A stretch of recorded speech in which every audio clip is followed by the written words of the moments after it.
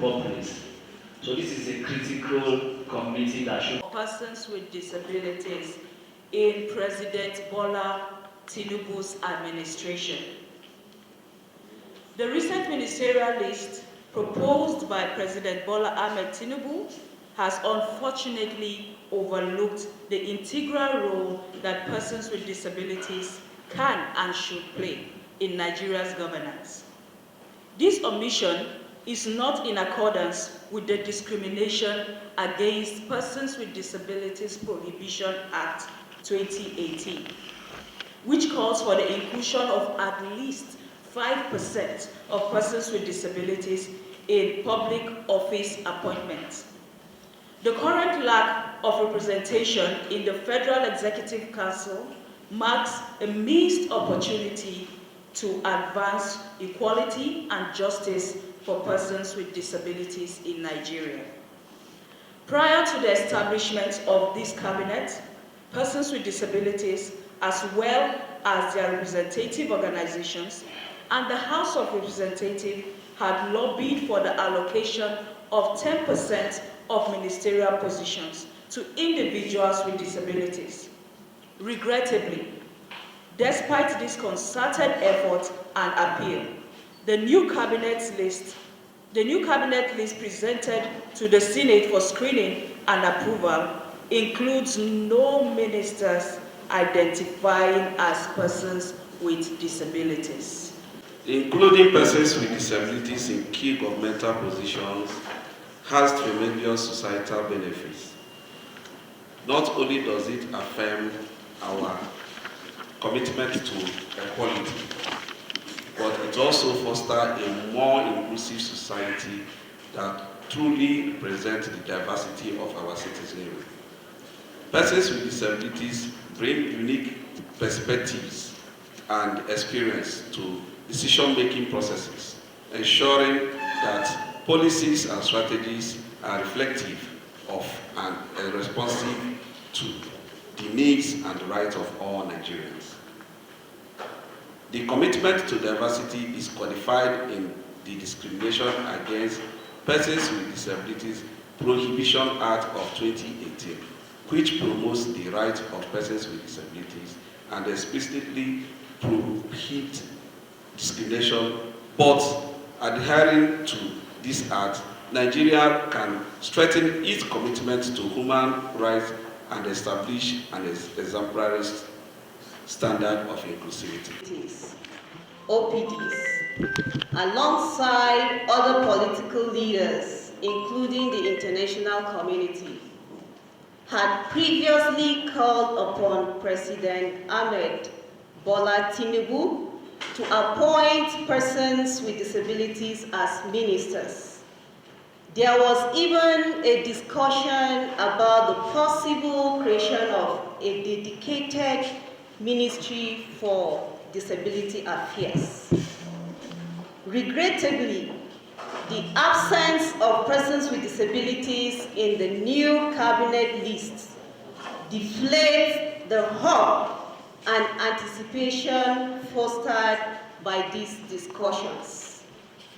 We are deeply concerned by this oversight, and we, the undesigned representatives of the disability community, wish to draw attention to our immediate demands. Number one, immediate appointment of persons with disabilities into ministerial positions at the national level and commissioner positions at state levels.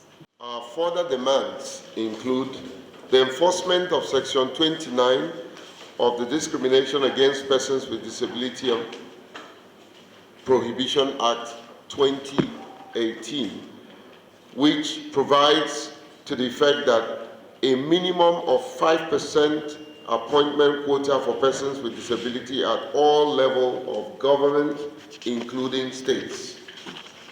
Furthermore, we demand a constructive and inclusive dialogue with President Bola Tinubu and relevant government authorities to discuss the concern and aspirations of persons with disability. Ensuring inclusion of persons with disability in decision-making process concerning policies that directly or indirectly affect them. The example is the Palliative Committee on Subsidy Removal, which we are not part of at this time. Albert reluctantly to amplify our advocacy efforts. This might encompass peaceful assemblies, exploring legal avenues in alignment with the Discrimination Against Persons with Disability Prohibition Act of 2018, and fostering conversations with both local and global media partners to emphasize the importance of disability representation in governance. Our dedication to inclusive participation remains steadfast, and we earnestly hope to collaborative action in these endeavors. So you see where lack of inclusion is dragging us to. Thank you so much. There is a wealth of untapped potential within Nigeria's disability community that we as a nation must harness. Countless individuals with disabilities possess not only the required knowledge and skills, but also the fortitude and resilience born from their unique life experiences, making them exceptionally qualified to serve in various capacities. Far from being mere symbols of diversity, these individuals are capable leaders who can drive change, foster innovation, and contribute significantly to our nation's progress. It is high time we move past misconceptions and biases, opening our minds and our government to the rich diversity and talent that exists within the disability community. Inclusion is not charity. It is a compelling imperative for a stronger, more representative, and effective governance. Inclusive governance is not just about representation. It's about embracing the rich tapestry of experiences within our populace and ensuring that all citizens, regardless of their physical or cognitive capabilities, have an equal opportunity to contribute to the nation's progress. As such, we eagerly await a swift ratification in the spirit of equality, inclusion, and social justice. This statement is signed by TAF Africa, Disability Rights Center, DRAG, Inclusive Friends Association, IFA, Center for Ability, Rehabilitation and Empowerment, CARE, Freaky Andrew Asian Care Foundation, FACARE Foundation, The Quality Magazine, Albinism Association of Nigeria, AAN, Joint National Association of Persons with Disabilities, JONAP, Cedar Seed Foundation, Network of Women with Disabilities, and Alliance for Inclusion. Thank you very much. The governance of their country. And as we stated in the press statement, we have people with disabilities that are smarter than the people that even say that they are able. And of course, not exploring these potentials in them is undermining the development of our country. So it's on this note that we are calling on the National Assembly, calling on the President, Bola Tinubu, that has said that he's going to include everyone in his government. And of course, calling on all the state governors to ensure that persons with disabilities are included in their government because they have a lot to offer. And not including them is undermining and reducing the trajectory of which this country is supposed to be developing. besides looking at persons with disabilities who are members of these parties, besides looking at the work and the effort that they have put into promoting governance, you also need to look outside the political parties. Because there are persons with disabilities who, yes, are not affiliated to the ruling party, but yet have worked tirelessly to ensure that persons with disabilities come out to even vote, to elect these leaders. These are persons with disabilities who continue to push for efforts of inclusion. Yes, you would say that there is a person with disability in the ministerial list already, but the community of persons with disabilities are saying, we don't even know this person. That is the grievances within the disability community. Because we work tirelessly, we know ourselves. We know those people who are within the parties, we know those people who worked outside these parties. But the nominated candidate is someone that is not even so known to our community. And there is another thing, does he identify with this community? If he does, then it is about time that we sit on the same table with him to also share the agenda of the community of persons with disabilities with him. But to say that if at this point there are 48 nominees, it means that more allowances can still be created to bring in more persons with disabilities on board. Yes, you have about 8 to 9 women, I think about 8, Momiene. I think there are about 8 women in the ministerial nomination, and then every other number are men. What are the percentage? What is the percentage of persons with disabilities? For us, it's 0. Yes, you may tell us you have given us 1 slot, but even with that, the 1 slot is not enough. For the huge number of this community, 35 million is a huge number. To give us just 1 slot, it is not enough. And that is why we are calling on this government. There is something that still can be done. Adjustments can still be made. And more identified and active qualified persons with disabilities can still take these roles as ministerial roles for the country. A wonderful team here.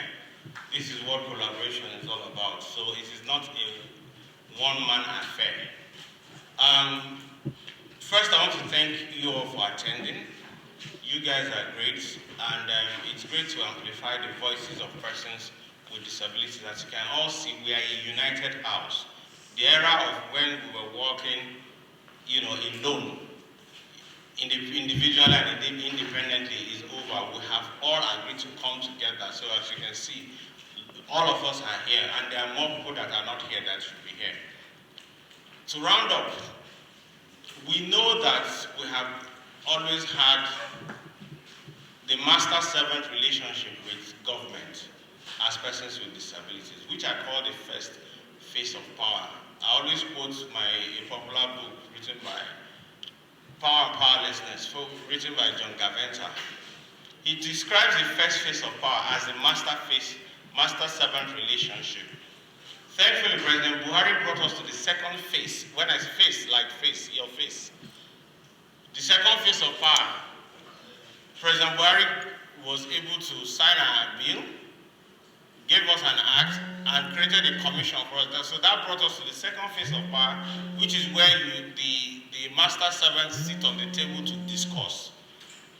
Together here now, we have moved to the third phase of power, which is the hegemony stage, described as the allocation of resources. What is going to come to whom? If we are not represented in the Federal Executive Council, have ministerial slots to us, how can the issues of, what's our population now? 30 million, is that, should we? We're heading towards 35. 15% of your population are assumed persons with disabilities. If all of us decide to come together and vote, we can produce a president with our collective votes. That is how powerful we are.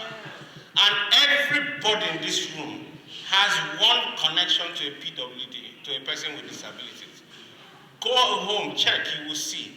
And if you do not have one now, when it happened to me, I was a journalist, a lot of you know me. I was going to the airport, this same airport I'm coming from now. And what happened? Car crash, spinal cord injury, here I am. You're wearing glasses, you're one of us. James Lanu, the ES today, was not deaf until about, he was almost 25. Dr. Chris Wanoro, Ambassador Chris Wanoro, went blind when he was in final years in university. A lot of things, every day, people are suffering diabetes, are suffering one or two ailments.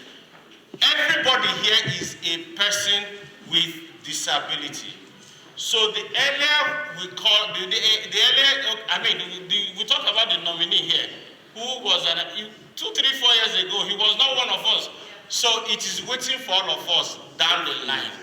The earlier we begin to pay attention to the plight of persons with disabilities in Nigeria, the better for our country. Please send this message across, and thank you very much for listening.